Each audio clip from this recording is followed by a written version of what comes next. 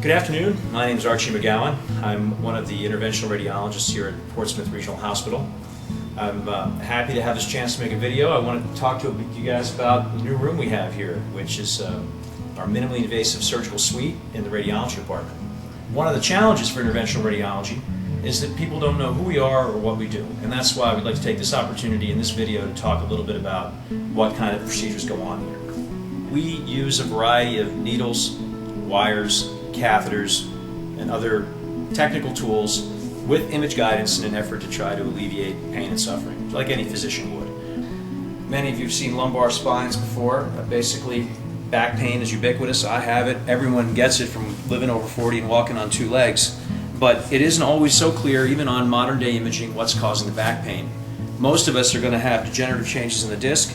Some people will present to the ER for pain other than disc disease, like abdominal pain from appendicitis. We'll do imaging and see that they have multi-level degenerative disc disease. They don't have pain from their disc disease. Others will come in with back pain and we'll see multi-level degenerative disc disease. But we don't know necessarily which one of these levels is causing the pain.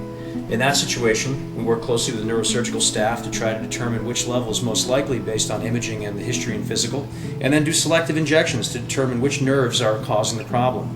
This is an example on the monitor right now of a patient we did earlier today.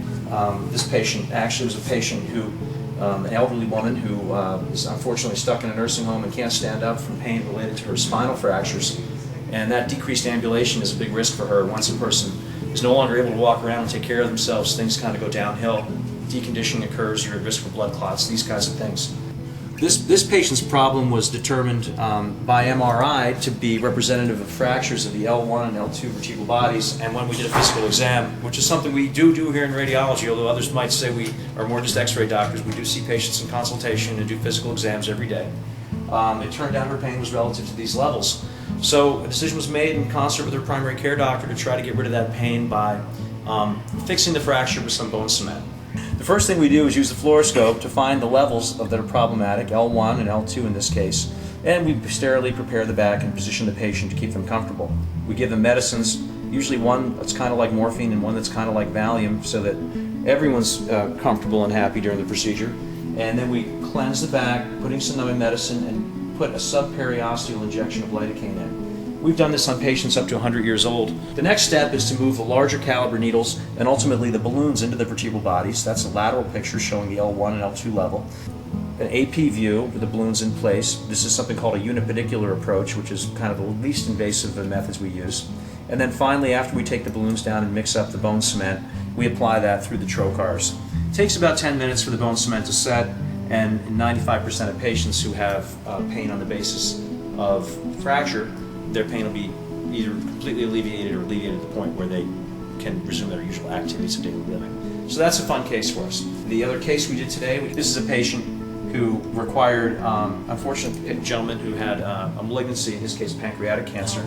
In order to facilitate easy blood draws and allow him to get his medicines at the oncology center without having to worry about the frequent problems people have with difficult veins and caustic oncologic medicines, we performed a procedure here right in our department where we put the venous access device in his right chest to his internal jugular vein, leaving the tip of the catheter right where it needs to be at the SVC-RA junction.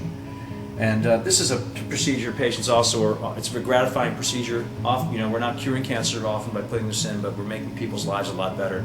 People cannot stand coming to see their doctor with this overhanging threat of having to have a blood draw that might be extremely difficult or require 10 or 15 sticks. So this is one of the procedures we do that I feel really good about. We're walking now into the room, the actual angio room, which is an interesting room full of basically shelves, catheters.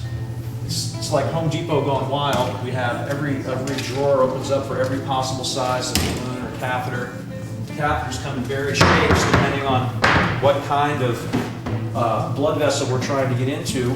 They all have proprietary names, a lot of them named by radiologists who came long before us. The machine itself is the core of what we do, and it allows us to utilize imaging in a minimally invasive fashion, see what we need to see without opening it up. The beauty of using X-ray technique is, barring a small amount of radiation, really we're not using any dissection or destroying any tissue to get to where we need to see these structures. In order to facilitate that, we have to use various different angulations of the machine, and that's where the C-arm comes in. And it has built into it several functions to reduce radiation levels so that the radiation we're using is minimized for our patients. You can see it's able to track in a longitudinal fashion and to spin in a three-dimensional fashion, both craniocaudal. It has a C-arm capability where it can come towards us, away from us, to a true lateral position. So this is a craniocaudal angulation. We have the right to left angulation. We have the true AP. And because we can move the whole system to the side, we can really work on either side of any patient, whether we're right-handed, left-handed, whether there are problems on the right or the left. This becomes important on some of the dialysis patients we take care of who have fistulas in their arms, because we need to get their arms out of the usual field of view and off to the side. Another area of increasing referral we've been getting in this room is working not only with the neurosurgical staff and the general surgical staff, but also with the cardiothoracic team. It's not uncommon after chest surgery to have some pleural fluid collect, and hopefully some of the people who will see this video out in the community will have had positive experiences in this room where we use some of our minimally invasive techniques with ultrasound and the X-ray guidance to alleviate the fluid in the chest, which makes people feel much better after cardiothoracic surgery. Next, I wanted to kind of just let people know what interventional radiologists are in terms of our training. We are doctors. Not everyone realizes that, but part of radiology training is medical school. So myself and Dr. Pierce and Dr. Rhodes, who do these procedures, we've all gone to undergraduate, 4 years of medical school. The actual diagnostic part of the radiology residency, you can't start until you've done at least 1 year in either internal medicine or surgery, so we've done an internship, and after that 4 years of diagnostic radiology residency, and then it's additional training for 1 to 2 years to do what we do in this room. Now, to comment on the excellent equipment, what is it about this machine that makes us feel good at Portsmouth Hospital? The fact that we are working at a state-of-the-art room that allows us to provide the highest level of care, to use the skills that we've developed through our training and education to benefit patients, and we can honestly do things in this room that were not possible even 6 months ago. We reduce radiation exposure by having better visualization.